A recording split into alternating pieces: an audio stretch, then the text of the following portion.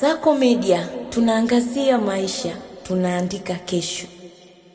Mradi huu ni mradi wenye tija sana kwa wananchi wa maeneo ya Gongo la Mboto na Mbagala na njia ile yote. Wanapata faida kubwa sana kwa sababu kwanza kule kuna uhitaji mkubwa sana wa miundombinu ya umeme, sababu wananchi wa kule ni wengi, maendeleo ni makubwa na kuna viwanda vingi. Baada ya kuimarisha mradi huu wa Kinyerezi 1 extension, maeneo yale yataenda kupata umeme wake kwa sababu tumefunga transformer mpya ya MVA 120 pale ambayo itawapa umeme wa uhakika ambao haukatiki, lakini umeme mwingi zaidi kwa ajili ya uzalishaji wa majumbani na viwandani. Lakini kwa faida, baada ya kupeleka transformer ile mpya pale katika eneo la Gongo la Mboto na Mbagala, njia ile transformer ya zamani iliyokuwa pale MVA 50 tumeipeleka kwenye eneo la kimkakati la uwekezaji wa viwanda, kongani ya viwanda ya Kwala, na nilipofika pale maandalizi yameshaanza na transformer ile itapelekwa ndani ya wiki 2. Tunategemea itakuwa imefungwa, itasaidia kutatua changamoto kubwa sana ya umeme katika eneo lile ambapo walikuwa wana changamoto ya umeme kukatika mara nyingi sana katika maeneo yao.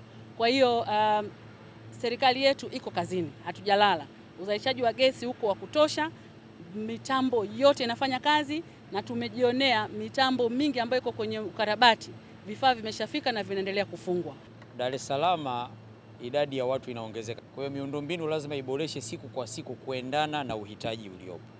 Kwa lengo la Kinyerezi 1 extension ilikuwa ni kutuongezea sisi uwezo wa umeme unaozalishwa kuwafikia wateja wetu kwa kiwango kinachostahili.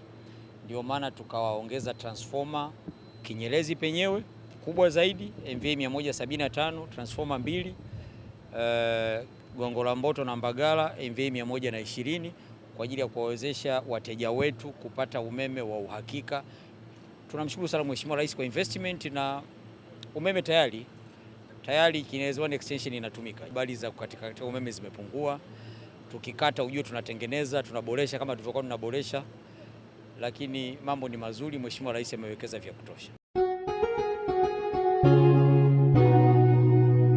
Kasako Media, tunaangazia maisha, tunaandika kesho.